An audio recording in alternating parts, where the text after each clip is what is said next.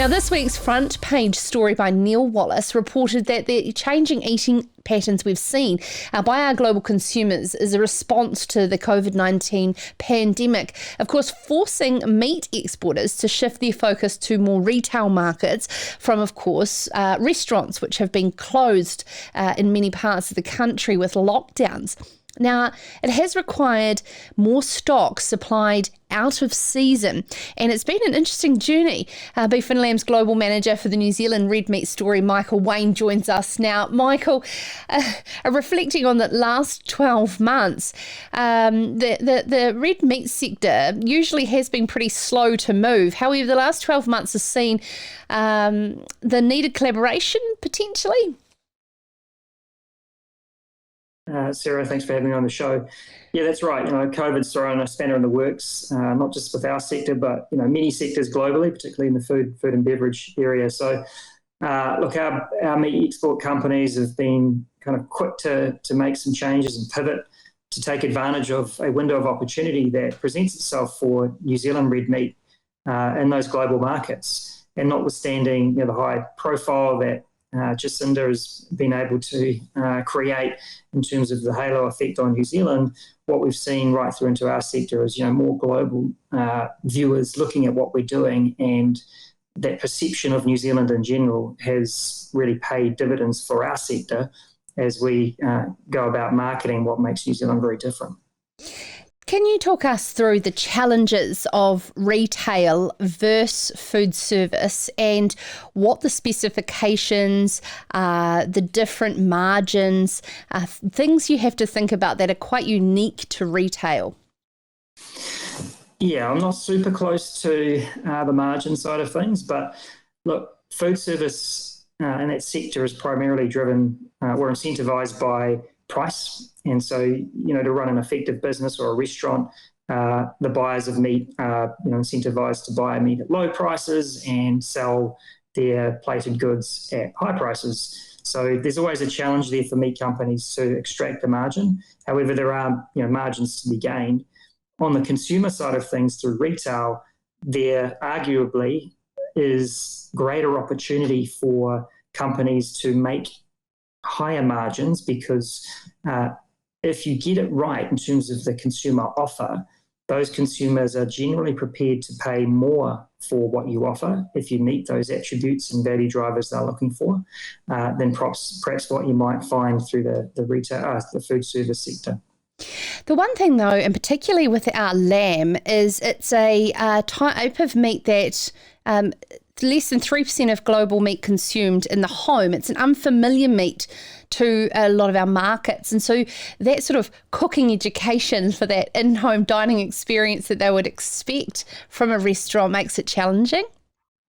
Challenging, but I'd sort of flip it on its head and say it's an opportunity. And that's why through the Taste Pure Nature program that we've been running through Beef and Lamb, we've invested a lot of time and energy in content creation. So recipes, education, inspiration, particularly through digital formats, and sharing those ideas with consumers or newfound home cooks, we'd call them, who may have happened upon lamb because that may have been the only protein they could buy in the retail supermarkets, but taken it home. And so we're providing inspiration and education on ways to successfully cook with New Zealand grass-fed lamb.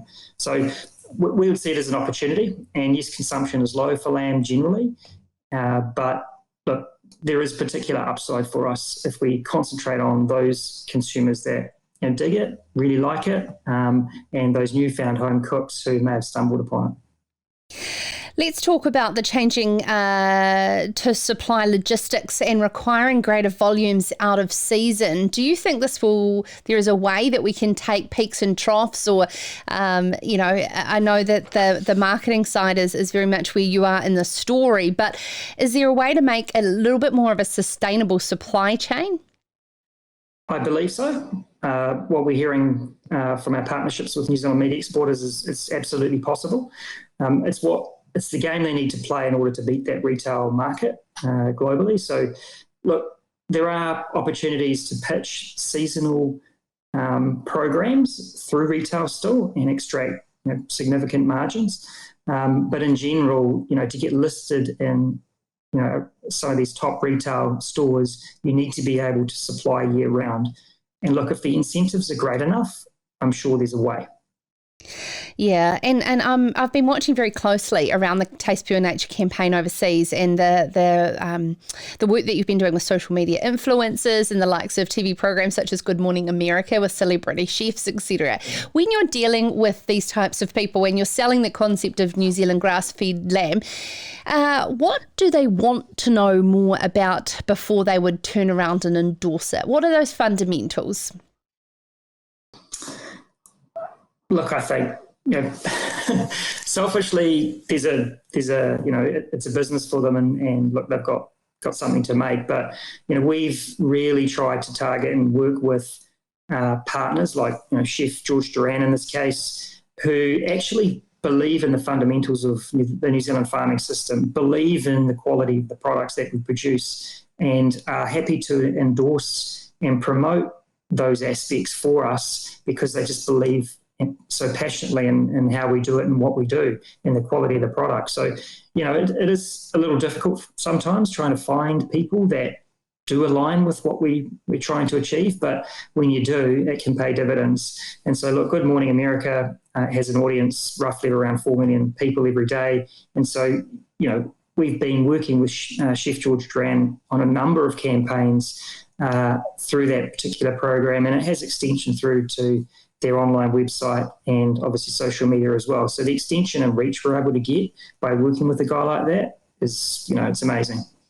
And of course, the Chinese and US markets differ a lot when it comes to their diets, the way they like to cook, the different cultural elements around eating and home. And how have you been able to differentiate retail or e-commerce marketing into those two different markets?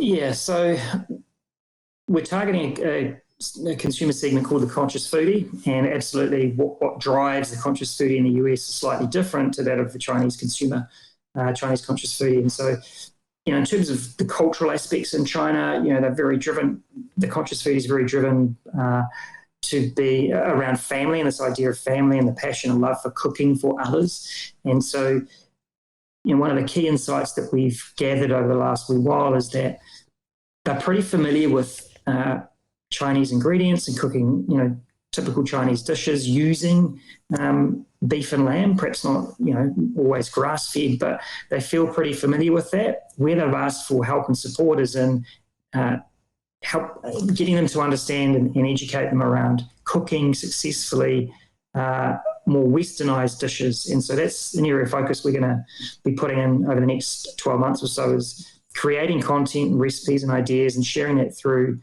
particularly digital channels, so whether it's live streaming or social media channels, and getting it into the hands of these conscious foodies so that they can go out and experiment for their families through that love and passion for food by cooking for them at home. We talk a lot around, farm assurance plans and accrediting the great work that is happening on sheep and beef farms here in New Zealand. Michael, at the coalface of dealing with our consumer markets, what message do you want to send to sheep and beef farmers of how important it is to give assurance around our production system and what we're doing on farm? Oh, it's absolutely critical. And while it may not always be a lead message that we deliver to the consumer, they're always out there hunting and looking for it. So it's kind of a ticket to the game. We must be focused on this, and it's ever changing. So I know there's conversations in the sector at the moment about regenerative agriculture, and look, there's no doubt, particularly in the market of the US, it's already taken off. You've got large companies, General Mills, Danone's, etc., who are investing heavily in developing regenerative products. So that particular aspect is quite important in that market, whereas in China, those social aspects of production, while they're not front of mind all the time, they are critical in helping differentiate New Zealand to our key competitors like Australia and South American countries and things like that. So my message to farmers is keep doing what you're doing. What you're doing is fantastic. get in behind the programs and the systems that are being developed for you to help move you to the levels and the places where we need you to be. Because as I said at the front, there's plenty of opportunity for us to make inroads, really establish New Zealand's position in a different way, and to ultimately reap greater returns and value from the fantastic product that they produce. Hey, thank you so much, Michael. That's Michael Wan joining us there from Beef and Lamb New Zealand, and of course heading up the New Zealand red meat story.